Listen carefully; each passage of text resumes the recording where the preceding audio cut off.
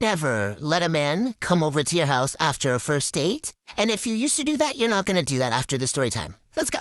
I also forget to mention that it's a true story time. Yeah, let us begin. The story starts off with this young girl. She goes on a first date with this guy. They go out to get dinner. And honestly, he was a green flag all throughout. Like, he was nice to the waitresses.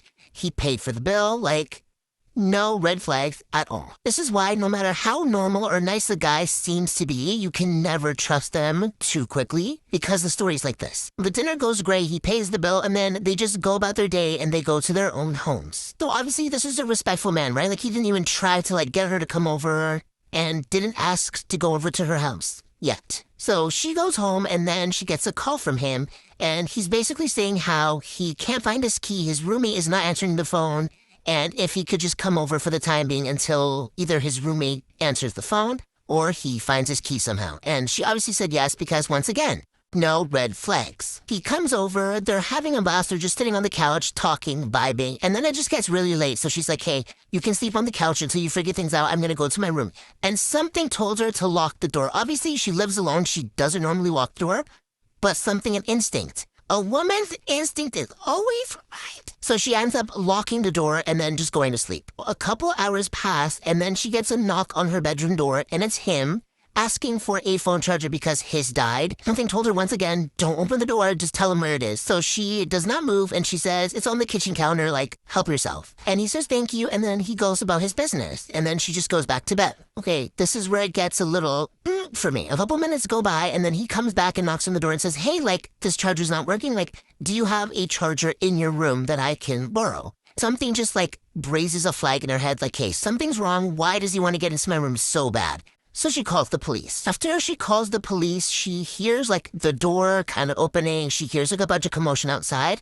And then a couple minutes later, the police knock on her bedroom door and say, hey, you're safe. He's in custody. Come outside and look at your living room. Guess what she saw? Please, just pause the video. I want you guys to guess first before you actually hear what it is. So she walks out from her bedroom to her living room with the police, and she sees her whole living room fully plastered, and she just sees a box of power tools. So drills, axes, you name it, it was in that power tool box. If she left her room and she didn't use her womanly instincts, you guys, women, we're never wrong. I said what I said and I meant it. If she did not just listen to her instincts, she would have been gone. I'm so scared for women. We're not safe, ever. And it's really sad. I really want to know how she felt in that moment. Just to be whoa. I just listened to my gut, and that's the main reason I'm still alive till this day.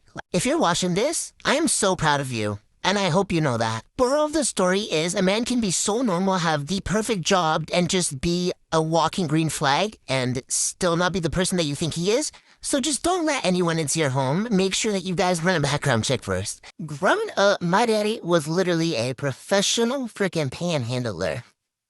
A lot of y'all probably don't even know what a panhandler is, but that's basically the people you see outside of Walmart or wherever asking for money. This wasn't his career of choice. He only did this when he was on alcohol but it was a lot of my childhood, so I remember a time where we were at Walmart and he didn't have any money, per usual. I was only probably 5 at the time. 6 maybe max, and he used to have me and my siblings walk with him to the different cars, and our thing, and he would tell us this before we got to the cars, he would be pull on my shirt and be I'm hungry, I'm thirsty, etc. Yeah, we wasn't hungry, we wasn't thirsty, we was perfectly fit, and that was the little game we used to play. So we walk up to these cars, I start pulling on his shirt, Daddy, I'm hungry, Daddy, I'm thirsty, and he'd do his little game. Yeah, I don't got no money right now. I don't, whatever his sad story is. And when I say my daddy was literally the master freaking manipulator, and it wasn't even his stories weren't lies, so to speak. The stuff he was saying was so sad, but he had a way with his words that made it come across where people would just be here's my money. And there was a different time where we was in high school, and mind you, this story didn't happen to me. This was my sister. But my daddy was back on alcohol, so he was back to, his asking for money on the side of the road. And this time my sister was in the car with him. And somebody that we had known from school. But they were well, I guess one of the people with money at our school because they had a really nice car. So obviously, the people with the nicer cars, my daddy used to walk up and ask them for money because there were people with money that got nice cars. So he walked up to this particular person, and my sister was so embarrassed. Like, girl jumped down to the floorboard because she did not want these people from school to see her. But, yeah, he ended up asking literally someone from our freaking school for some money.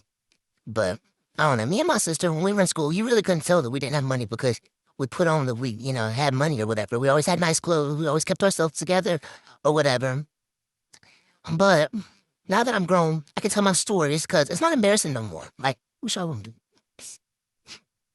And as a lot of y'all know, my daddy died a few months ago.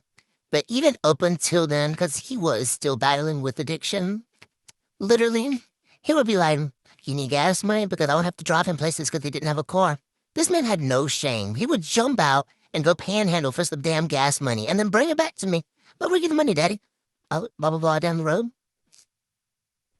Anyways, y'all, have a great day. I cheated on my husband with his brother, and I have no regrets. Story time. He and my husband were high school sweethearts. We got married when we were 20, and then we had our daughter when we were 26. And then we welcomed our son a few months later. I was working a really, really successful job, and we were living the life we'd always dreamed of in high school. My husband would shower me with flowers, gifts, he'd treat our kids like absolute royalty. But then, over time, he started to get... Oh, that's not good. But over time, he started to get more and more distant with us. I'd catch him on his phone secretly. And this really began to break down my trust. And that was when I discovered that he was having an affair. We did talk about this, and he said that he didn't feel fulfilled in the relationship anymore and that I'd become really, really distant. But this was just because I was working so hard to provide for the family since he didn't have a job.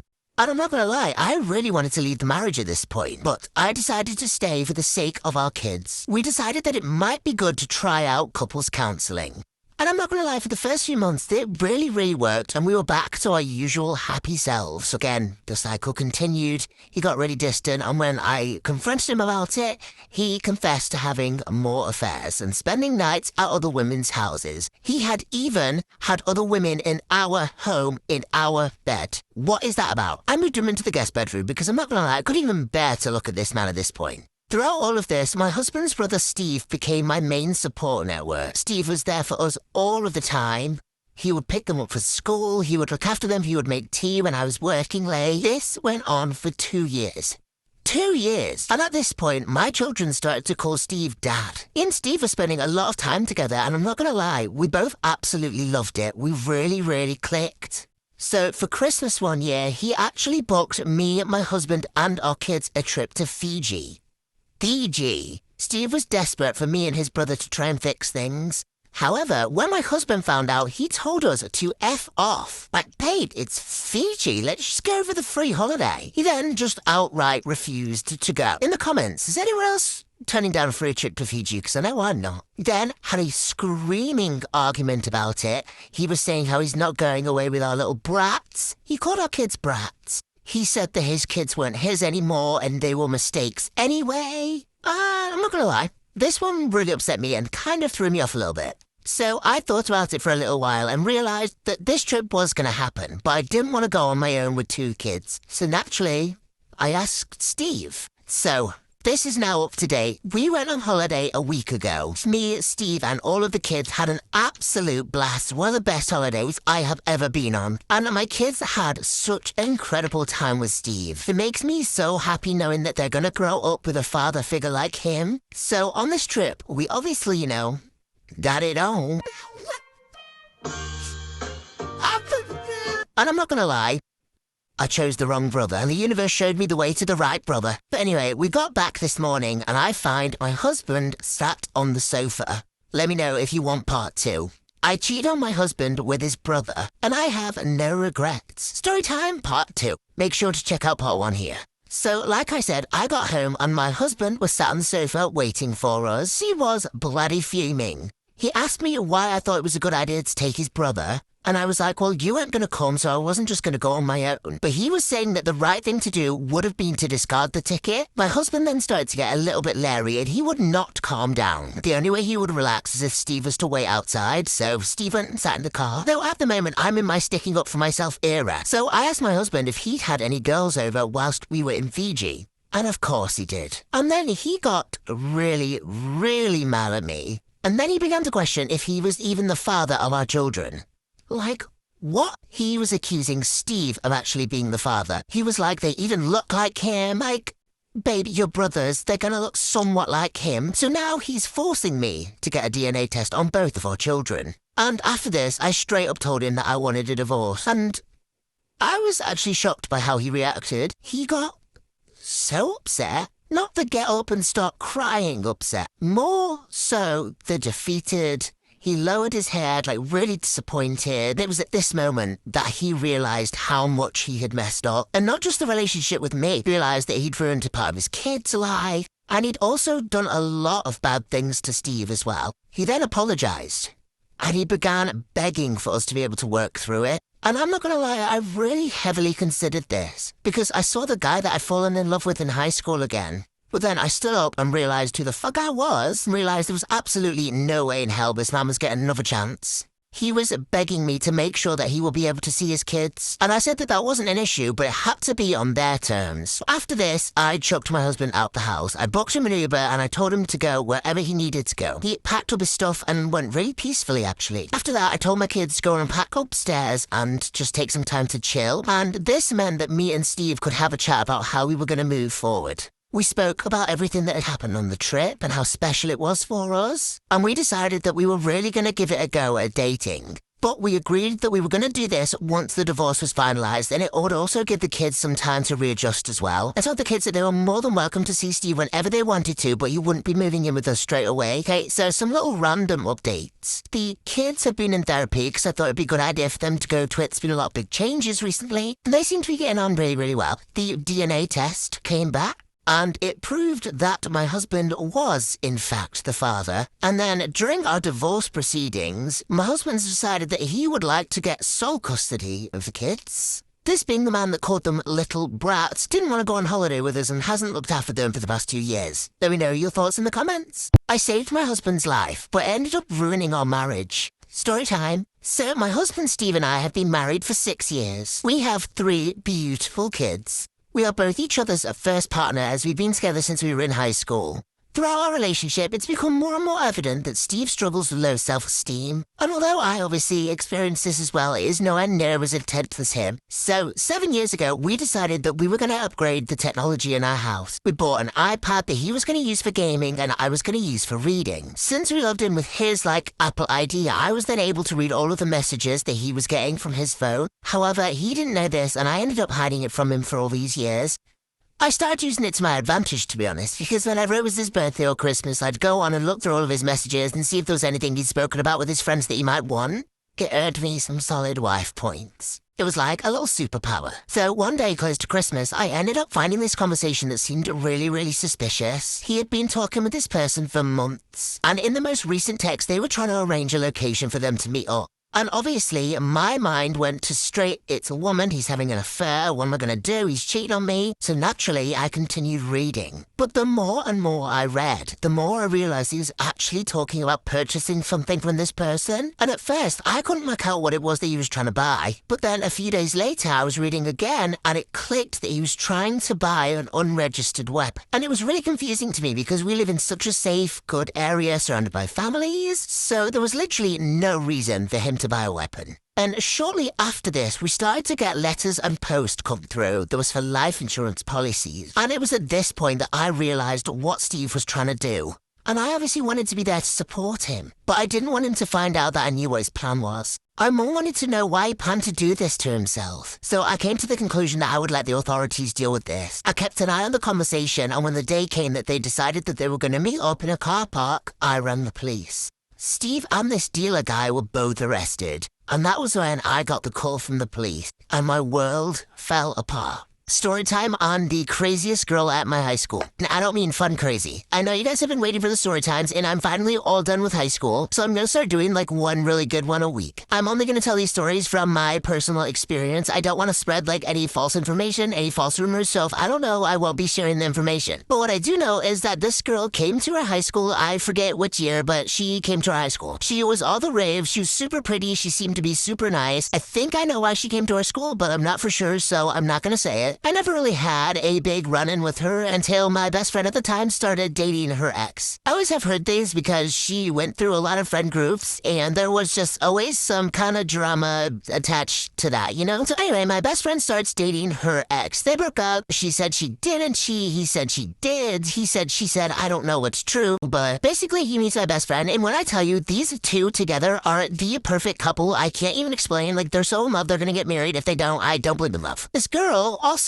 gets a boyfriend around the same time. They're both moved on. Great. No, not great, because she's not. She keeps finding ways to text her ex, which is now my best friend's boyfriend, so you know, it's unsettling. They're a happy couple. Leave them alone. He never answers her. He keeps blocking her. Eventually gets to the point where she literally is texting him through her friend's phone. She like sent him a song that like reminded her of him. I'm just like, what? You have a boyfriend? I remember my friend showing me like a DM where she was like, my mom saw you driving today. I was thinking of you. Like, what are you doing? Anyway, it gets to the point where she literally texts him through her friend's phone and is kind of like blackmailing him to talk to her in a way. I'm not going to say why, you know, those are her reasons. That's not for me to talk about on the internet. And my best friend is hanging out with her boyfriend. So, you know, she stands on business and is like, look, if you need to talk to him, like, I'll be right here on the phone with him, but you can call if you need. So the girl's like, never mind. So it's just kind of at a point where, you know, she has a boyfriend. She shouldn't be texting her ex. So this is where I come in. I'm very good at confrontation. I'm also very good with my words. So me and my best friend sit down and we type a long letter for her that's very nice and direct. It wasn't mean whatsoever. The worst part was the end where we were just like, look, if you need help from your ex, we're going to have to screenshot these texts and send them to your boyfriend because what is going on? She reads the text, but she doesn't answer it. And of course, we go to school that week and hear that my best friend apparently sent her some mean text. Obviously, no one believed this because, you know, my best friend at the time is so unproblematic. Literally, no one batted an eye when she said something. No, it goes mute for a while, and then we're at the point where my best friend's boyfriend needs his clothes back from this girl. So my friend texts her the first time and asks, and she's just like, well, why doesn't my ex pick it up? Then my best friend fought back and said he doesn't want to waste the gas. So she pulls the I'm not home right now, which is fine. So my best friend texts again and asks for the clothes again, and just saying that she'll swing by to grab them if you leave them on the front porch. Swings by, no one's there. She doesn't get out of her car. There was really no response, so she just kind of went on with her life, and the girl then said she gave away all of his stuff, which didn't make sense for reasons, but I don't want to get the story wrong, so we're just gonna continue. Anyway, this girl's mom ends up texting the girl's ex's, my best friend's boyfriend, and the whole thing is kind of complicated, basically saying that my best friend and her boyfriend's little sister were like harassing this girl. Just everyone knows that that's not true. This girl's mom also called my best friend a horse. Like, what? Sorry, but if you're over the age of 30 and you need to talk crap about high school girls, what are you doing? Her mom has literally made so many girls feel bad about themselves, like almost bullied out of friend groups. Like, I know this is a fact for sure because I have witnessed it, but regardless of the fact, this whole thing just goes on for way too long, and I'm like walking in the hallway behind her, and she just doesn't care about who's around her, I guess, because I just hear her talking about this whole scenario completely wrong. Like, she's telling the story. Oh, I messed up on those. Telling the story so wrong and calling my best friend a fan. My best friend doesn't even say this girl's name, let alone act like a fan. And I made a story time about that whole kind of interaction as well, but I've been very careful about the story times that I share because I did it once to this other girl. Actually, that girl might top craziest chick. I don't even know. I'm not going to say that because that's mean, but I did do like a story time about homecoming drama, and she made it seem like I was bullying her because I was calling out all the bullying I went through being her friend. Like, what? That'll be another story time. I just don't understand. I'm trying to do these as graceful as possible because, you know, like, I'm not not a mean person. I don't like to talk bad about people, but I'm not afraid to spill the truth. And like right out of high school, no one probably knows who I'm talking about, but basically this whole encounter with this girl lasted like a year and a half, I swear. It's like she forgot me and my best friend at the time literally like lived through each other. Like everything I knew, she knew. Like it was like our lives were one, you know? Though pretty much the craziest part of all that was just the fact that she still had a boyfriend. It's one thing if you're still hung up on your ex and like you miss him and are trying to ruin someone's relationship, but you have a boyfriend. And there's been other weird allegations with that relationship, but that's not for me to talk on. But I'm ready to go. I actually really like my makeup today. I think it looks super cute and summery, so I hope you guys have a great day. There's a little story time for you guys. I hope you like it. Peace out. Love you. Bye.